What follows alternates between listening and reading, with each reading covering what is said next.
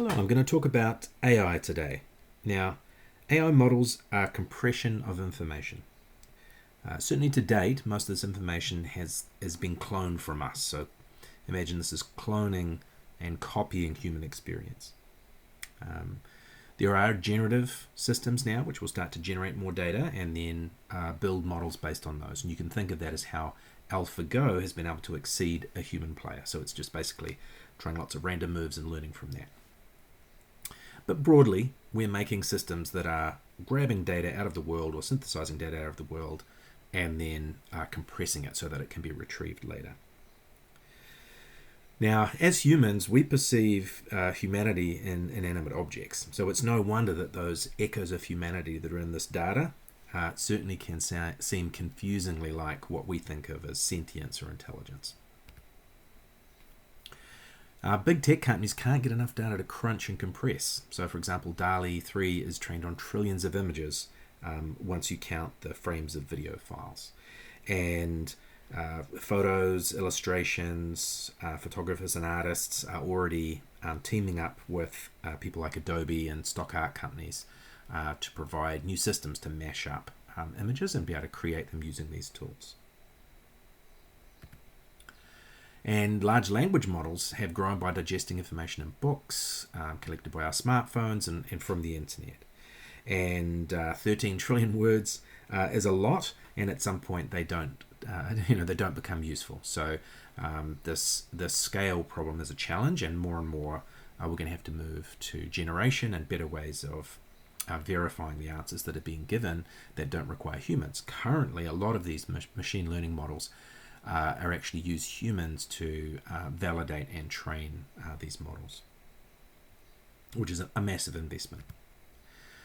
And I think that just brings home the concept that computers and AI is not at all human. They're actually very dumb. They don't really understand and have context, but they do replay massive volumes of human experience to make them seem smart. And they do carry out tasks quickly and tirelessly. They're absolutely relentless. So once you've made a model, you can use it as many times as you like, as fast as you can manage, and the performance will be the same every time.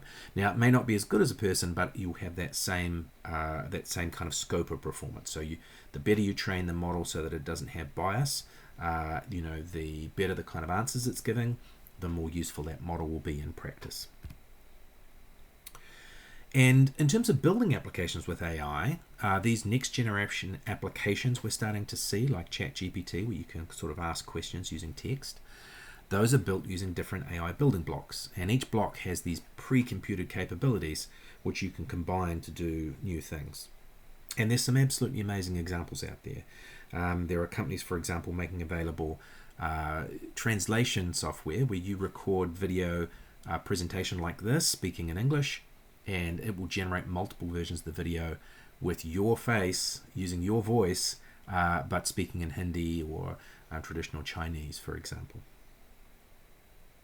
And that seems like an impossible task, but it's actually a series of tasks. So first of all, it takes our voice in the language we're speaking, it translates it into new language as text, it then samples our voice, it then synthesizes new voice in the new language, and then it goes back and adjusts our lip position to match the sounds that the audio is making so that it looks convincing to us. So by breaking it down into these building blocks, we can do some really amazing things.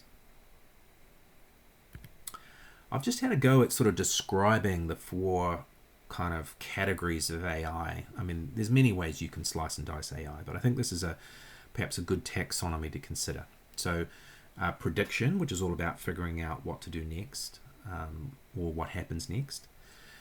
Generation, that's you say, hey, I want you to make me something. I want you to generate me something out of all of this data. Control, which is about a series of predictions in sequence, and that's a subtle distinction but quite important, so you've got goal setting in there. And then discovery, which is pretty amazing, which is the ability to find things, to be able to identify things, which is a very important concept. So you can think of prediction as cloning our problem solving ability, so the ability to pick the next best move, to understand the words that are being spoken so that we can translate speech and then find the best predicted word in the new language so that we can do the full translation from what they think we're saying now to what we should be saying if we're in a new language. And then in an example like, finding out who someone is, that's actually a combination of those steps, including some discovery steps. But you'll tend to find that there'll be discovery models, there'll be prediction models, and they'll be combined together. Cloning our creativity. The generative systems at the moment are amazing. So the ability to paint a landscape, write me a story, compose a song, they really do interesting things, because they create what's called a latent space, which is a gap between known values, and then they will synthesize something that's sort of a bit half of this and half of the other, and in fact many fractions of many things. Now that can be difficult if you're trying to get an exact answer, so there's special rules to verify and systems to verify that you're giving an accurate answer. But if you're looking for a creative answer, which is a plausible answer that sits between these known answers, so these images, for example, that it's gone through and scanned, it's generating a new image that's a synthesis of many others. And from a creative human's perspective, this is quite a powerful tool, because we can use this to iterate, borrow from other things, curate the work, get to a point where we've found something that we're satisfied with, and we may mash up, add things to, and then maybe go through that process again. So it is, while it is creative in its own right, it's finding gaps between things. Certainly as a creative tool for humans, this is incredibly powerful. And then cloning your skills, so this ability to make decisions in sequence, to be able to have a self-driving car that can successfully get you from one place to another. It can accommodate changes on the fly, that maybe it starts raining, maybe you've got to go a different direction because there's a road closure. So that ability to set goals and reach those goals and exhibit control of complex systems is a really exciting type of AI building block. They do tend to be very domain specific, but very powerful.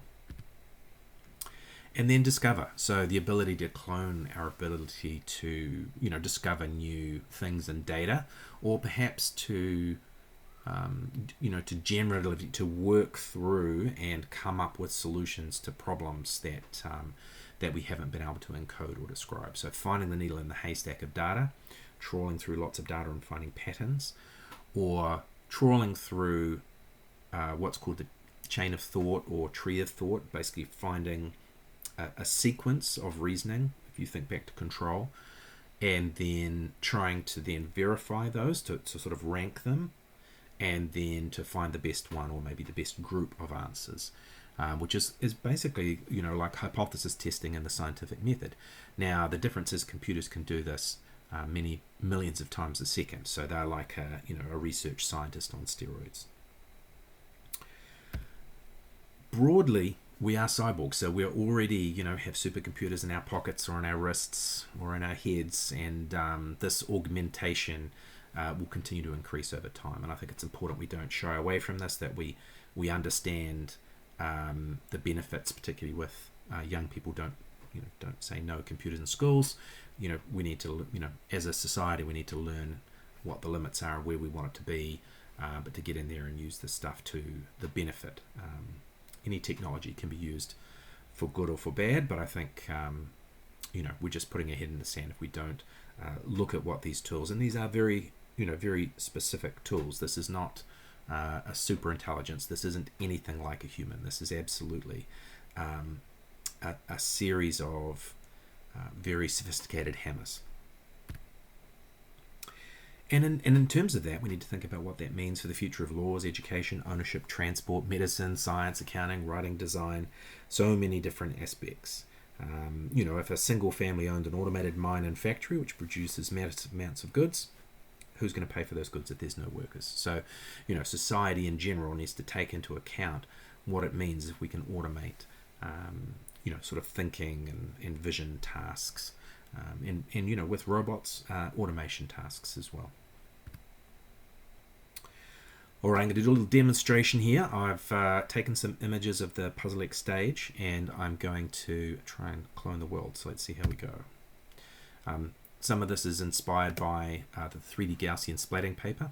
It's an amazing paper. So what we're showing here is the front stage at the PuzzleX with these quite scary holographic film on it there, but we've done a pretty good job of recapturing that.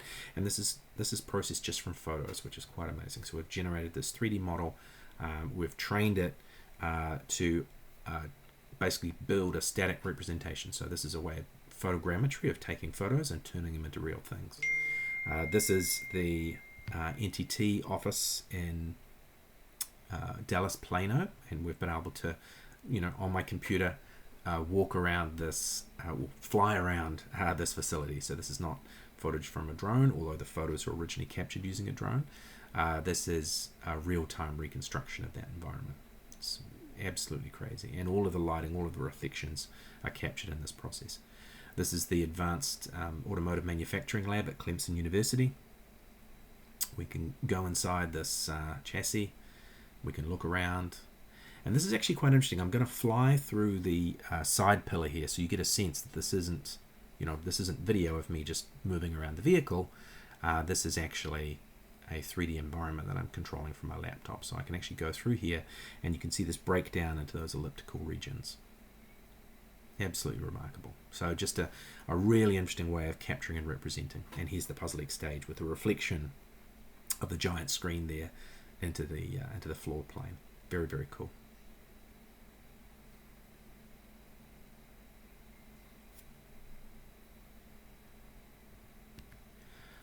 All right, I'm just going to make a quick comment about artificial general intelligence and the singularity, because this seems to be a topic that's of great concern with all of the OpenAI news.